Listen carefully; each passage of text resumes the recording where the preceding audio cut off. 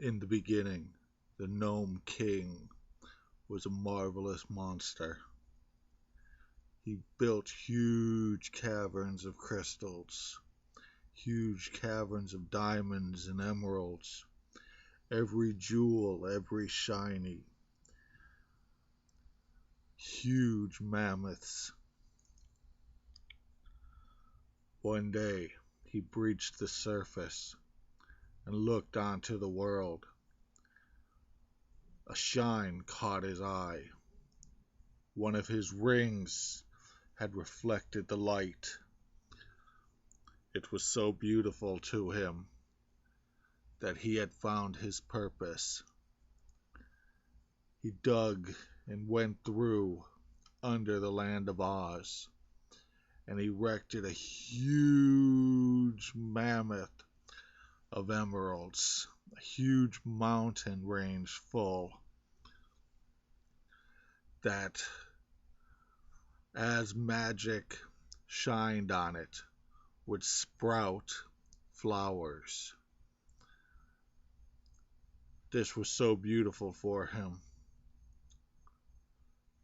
But as the years passed, he forgot where that first one went.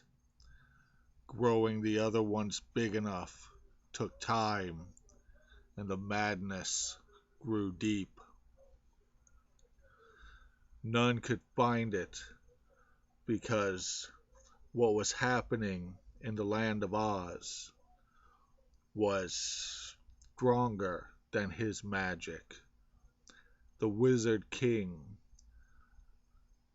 had had a daughter, Princess Ozma, and their combined power had separated him from his well.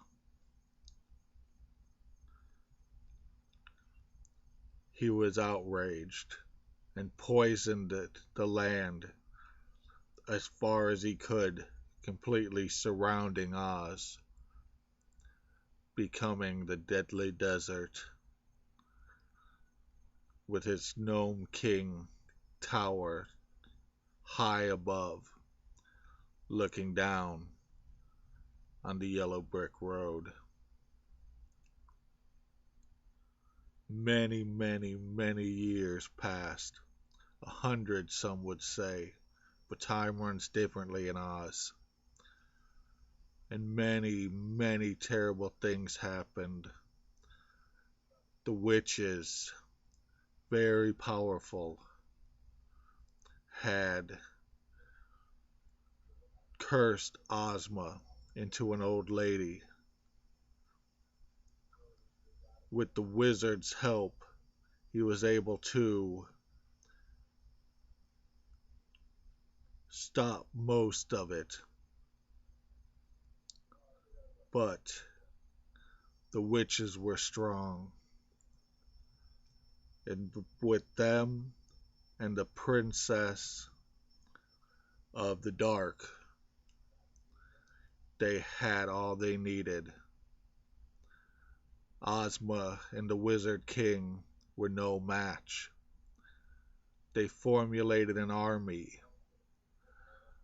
The Weagles, they were strong, they were fast. Oz was a wish granter and was able to do many things, but he was also limited. The Gnome King had the doors locked, and his powers could only go so far.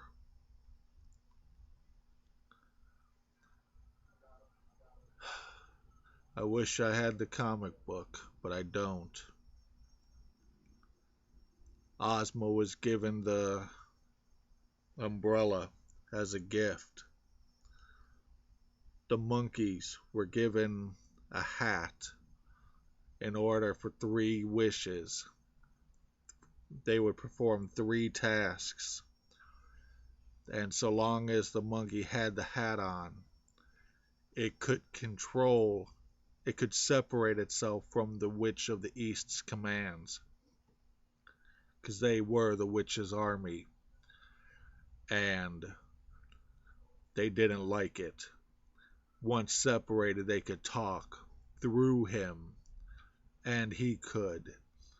But if the love inside the monkey was stronger for the witch, then the bond would not work, and they would go unknown. The wizard did this on purpose because the monkeys, at least under the witch, were weak.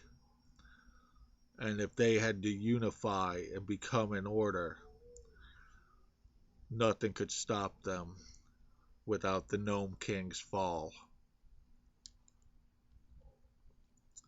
Well, as the paths went, all three of the were done, and the monkey finally separated, gaining its freedom from all.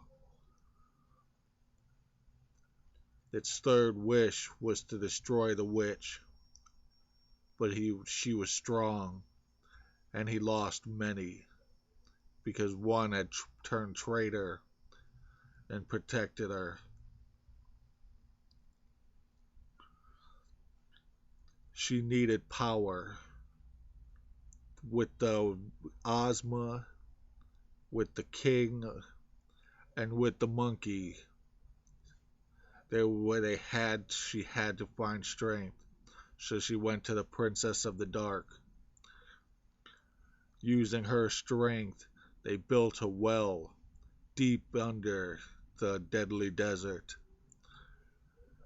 in order to steal his magic and to learn what powers could be used to stop Oz. While in there, the Witch of the East separated, and the Princess of the Dark was captured. He took her head and made her an army of wheelers in order to reclaim what was stolen from him, from Oz. The wheelers would go, and everything they kissed would become stone. The Witch of the East was ended up betrayed on her own by the Witch of the South, and stole the ruby slippers, leaving the Witch of the East only with a small piece of stone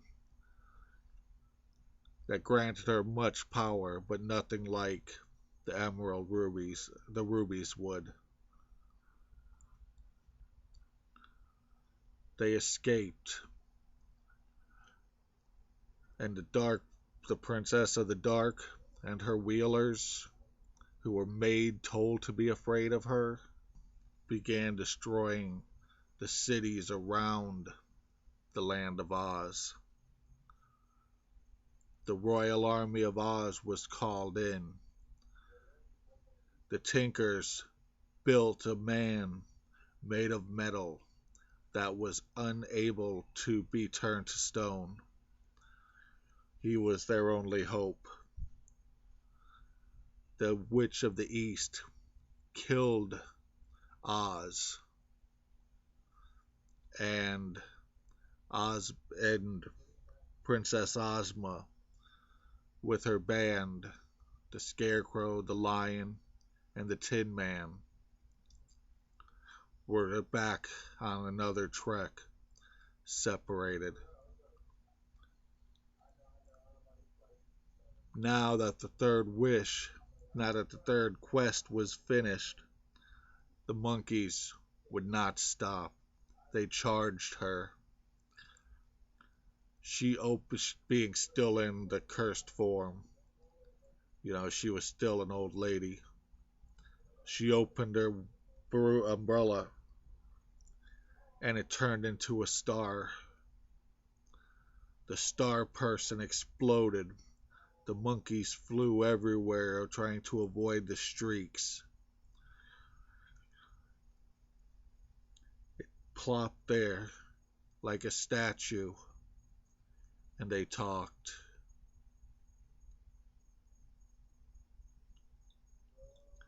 Years passed, but with the Kingdom of Oz, the Star People, could not, by their order, they could not breach and kill the witches.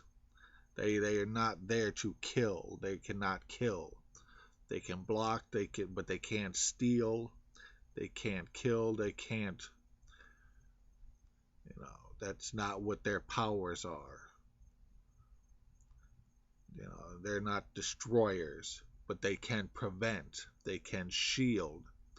They can put on huge magical displays. And the last part is that the star gave her a prophecy of a wizard that would come and fall from the sky, who would bring the end of the witch's hold on the Emerald City and return the star's control over it. The shield be allowed back to protect it. Well, this is where the Oz, the Great and Powerful, begins. He lands there, he gets there, he finds the Witch of the North. They go and use the Tinkers to build all kinds of toys. But luckily, as he went in the head, the stars had seen him turn into the corporeal form. And by their luck, because the fireworks, if you watch the movie, barely were strong enough. They were standing on the tower, and the one shot through his mouth and exploded. All the munchkins and all the people who were standing at the edge of the poppy fields, they never got in the building. The streaks and the magic that went by were the actual stars returning. They were the ones who came in. They were the ones who separated the... It only appeared as fireworks. Well, you all know the next one with the jester and and then we all know